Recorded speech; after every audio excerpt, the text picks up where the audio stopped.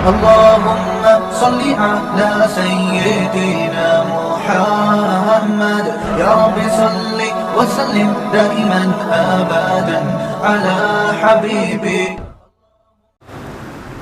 اور میں تو اب نام لینا میں نے چھوڑ دیا، لیکن بہت لوگ گمراہ ہو رہے ہیں. انجینئر علی مرزا نے خلا کے بارے میں کلپ ریکارڈ کروایا. اس نے کہا کہ صرف فقہ حنفی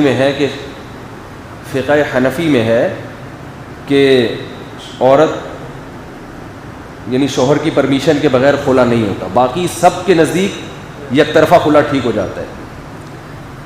تو وہ پھینکنے پر گورنمنٹ کی طرف سے چونکہ پابندی نہیں ہے، پھینکتے رہو. تو خلا چاروں اماموں کا اتفاق ہے، اہل حدیث بھی اس میں متفق ہیں کہ جب تک مرد خلا نہیں دے گا عورت یک طرفہ خلا نہیں لے سکتی. چاروں اماموں کا اتفاق ہے. اور قرآن میں بھی یہی لکھا ہوا ہے. قرآن کا ترجمہ بیچارہ پڑھ لیتا تو اندازہ ہوتا، اور نیچے لوگوں کے کمنٹس دیکھو جو اس سے بھی بڑے جاہل ہیں. صحیح کھینچ کے رکھو ان مولویوں کو، ٹائٹ کر کے رکھو ان مولویوں کو.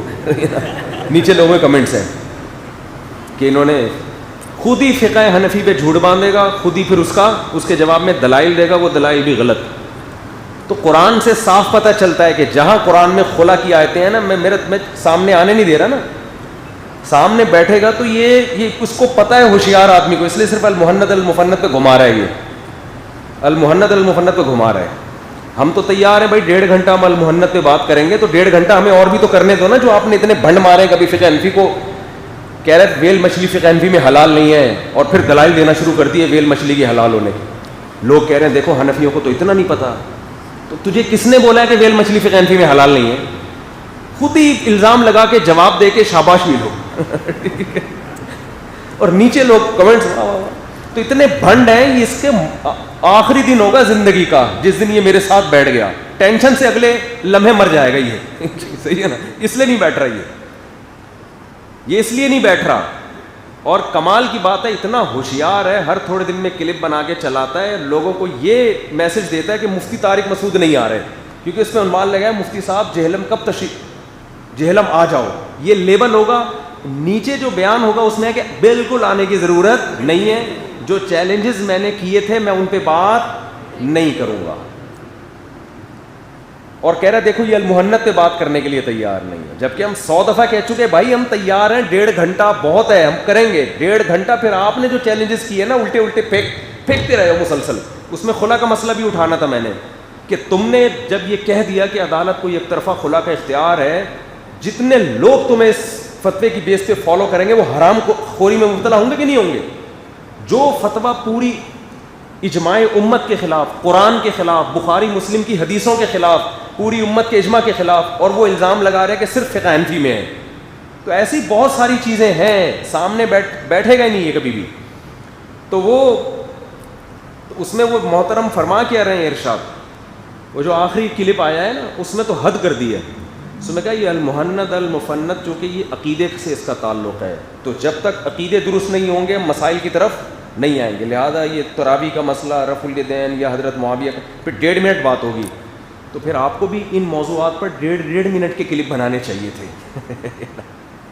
دیکھو اس مناظرے کے چیلنج سے ایک فائدہ تو یہ ہو گیا کہ جو اختلافی مسائل انجینئر صاحب کہتے تھے اتنے دھڑلے کے ساتھ کہ ان کے پاس کوئی دلیل نہیں ہے تراوی کے مسئلے پر، رفع الیدین پر اور فلانے، آج محترم مان لیتے ہیں کہ یہ تو چھوٹے موٹے کیا ہیں اختلاف ہیں، یہ تو فروعی مسائل پر 1.5 منٹ بات ہوگی. جو کلپ آپ نے ریکارڈ کروائے ہیں وہ 20 منٹ کے، آدھا گھنٹے کے، اور پھر بڑے فخر سے کہ اتنے ملین لوگوں نے اس کو سن لیا. تو بیٹھنے تو دو بھائی ہمیں سامنے.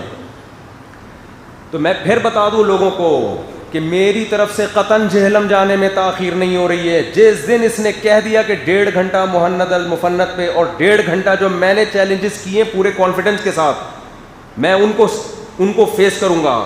پھر آپ اگر میں نہ جاؤں تو آپ مجھے ملامت کرو. اب انجینئر کے فالوورز کو چاہیے بولیں جب مفتی صاحب کہہ رہے ہیں کہ میں المحنت پہ بات کروں گا تو کیوں نہیں ایگری ہو رہا بھائی تو ان چیلنجز پہ؟ اس کا مطلب بھاگ تم رہے ہو، میں نہیں بھاگ رہا. اب پھر اس میں کچھ آ جائے گا نیا کلپ دیکھنا، جو اصل بات ہوگی وہ غائب اور وہ آدھا بیان چلا کے پھر چیلنجز.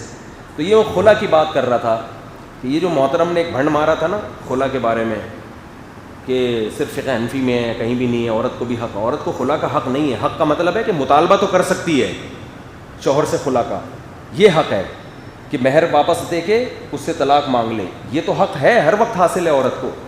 لیکن خلا کیا یک طرفہ کارروائی ہے؟ یہ نہیں ہے. یہ قرآن کی آیتوں کے ترجمے سے پتہ چل رہا ہے کہ یک طرفہ معاملہ نہیں ہے. اب یہ بیٹھے گا تو میں ترجمہ لفظ بلفظ کر کے دکھاؤں گا, سامنے بیٹھے گا کہ تمہیں خلا کے آیتوں کے ترجمے تک تو آتے نہیں ہیں اور تم بیٹھ کے اتنے بڑے بڑے فتوے دے رہے ہو. تو وہ دیکھو ہمارے ملک کی حالت آپ کو بتا رہا تھا